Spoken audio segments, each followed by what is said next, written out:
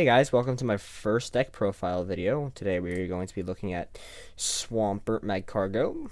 I feel like this deck is a little slept on. Swampert as a card is not. It's played in a lot of decks. But a deck around Swampert is actually not so bad. And I want to share my list with you. Now this is a bit of a different list than most, but I personally enjoy it. We are talking about the standard format, so Sun and Moon base set through Dragon Majesty will be valid for this deck. And soon we will have Lost Thunder. But anyways, let's get right into it. The first card we have is Swampert. Now, Swampert is, let's look at the basics. It's got 160 HP on a stage 2. It's not bad. It's got a retreat cost of 3, which really sucks. A weakness to grass, one of the best weaknesses you can have right now. And it's overall a pretty solid card. Now let's look at the attacks and abilities. The first thing we're going to look at is the ability Power Draw. Once during your turn, before you attack, you may discard a card from your hand. If you do, draw 3 cards. This is a very good attack, or very good ability, that allows you to draw into pretty much whatever you need. It is a very familiar ability. You may also see it on Zoroark GX, which lets you discard a card, draw 2 cards. This one's better, but it's on a stage 2. It doesn't have as great of an attack. You know. A lot of people would rather play Zoroark Magcargo, but I like this list. And then we've got the attack Hydro Pump. This 3 colorless energy, base 80 damage. This attack does 20 more damage times the amount of water energy attached to this Pokemon. It's a pretty solid attack. Good one prize attacker. Great card in my opinion.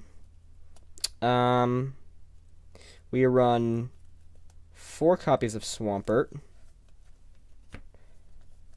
because we want to get as many Swamperts out as possible. If we were to run 3, having 1 prize would not be fun. So we run 4.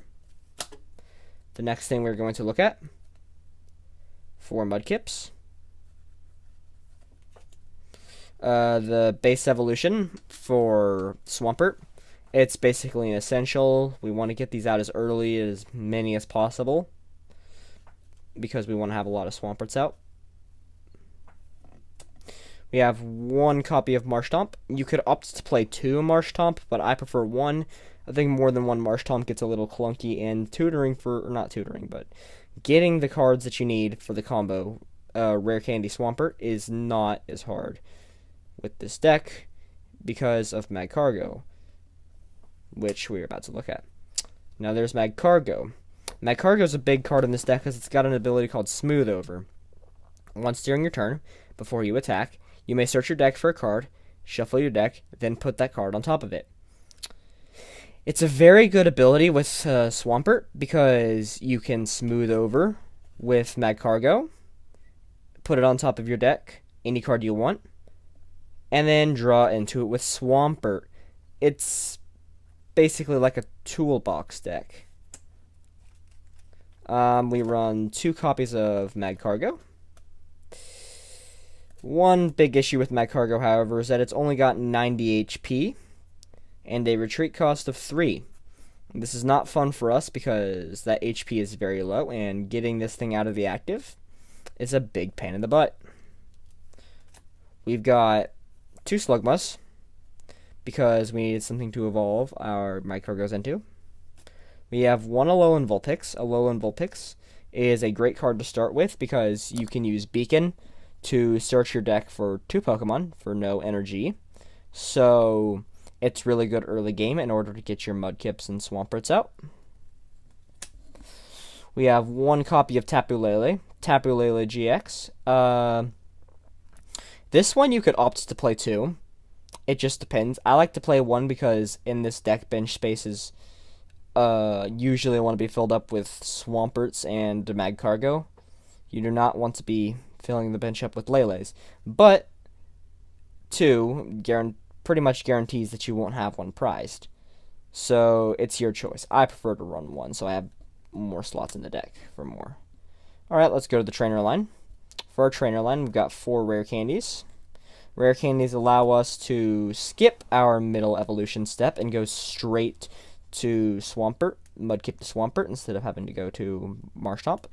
Very good card in this deck. Pretty much an essential if you want to be playing a Stage 2 deck. Next, we've got 4 Ultra Balls. Ultra Balls are best ball search in Standard right now, and pretty much always has been our best ball search. Lets you discard 2 cards, search for any Pokemon you want. Pretty straightforward. Great ball tutor. Next up, we have 1, 2, 3, 4 Aqua Patches.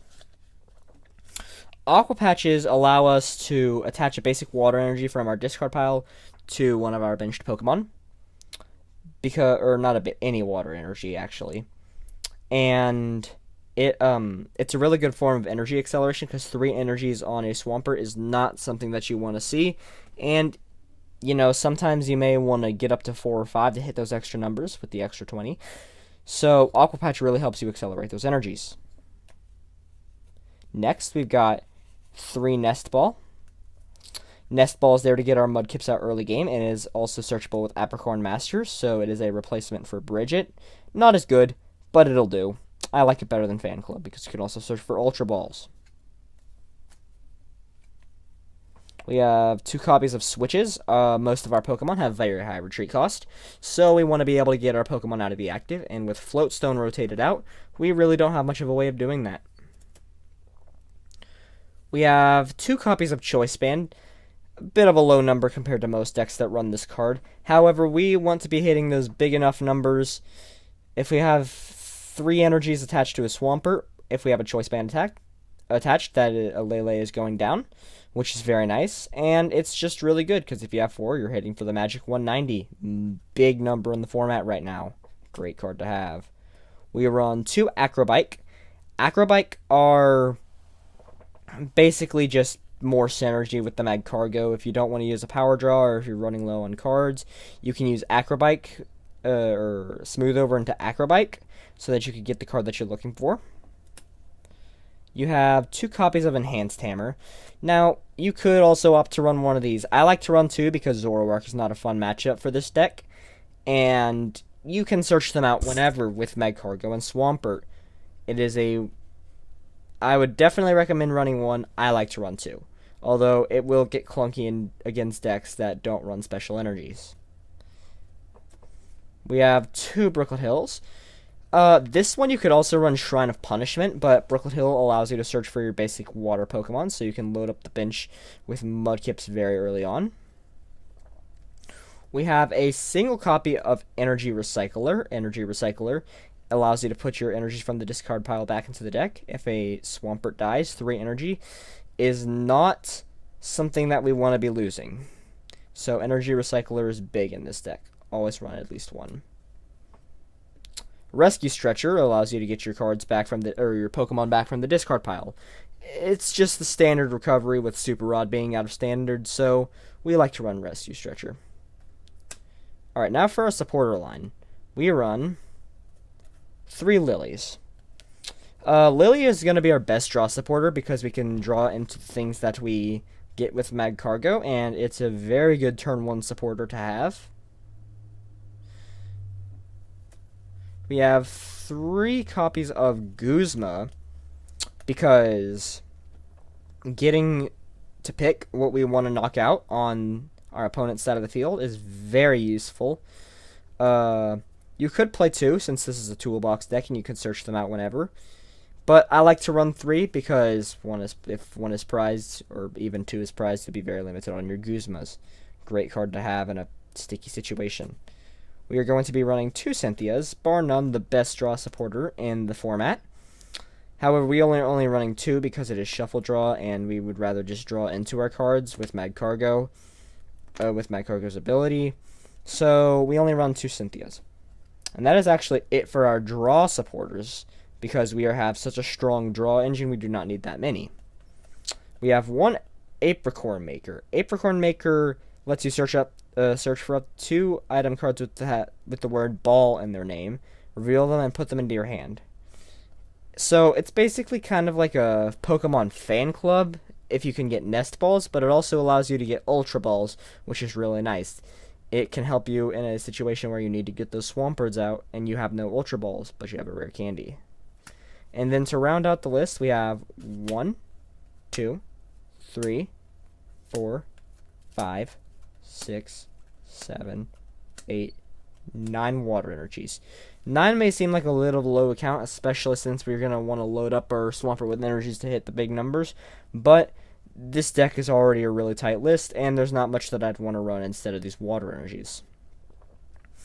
Thank you all for watching. My next deck profile video should be Naganadel Stakataka, so stay tuned for that.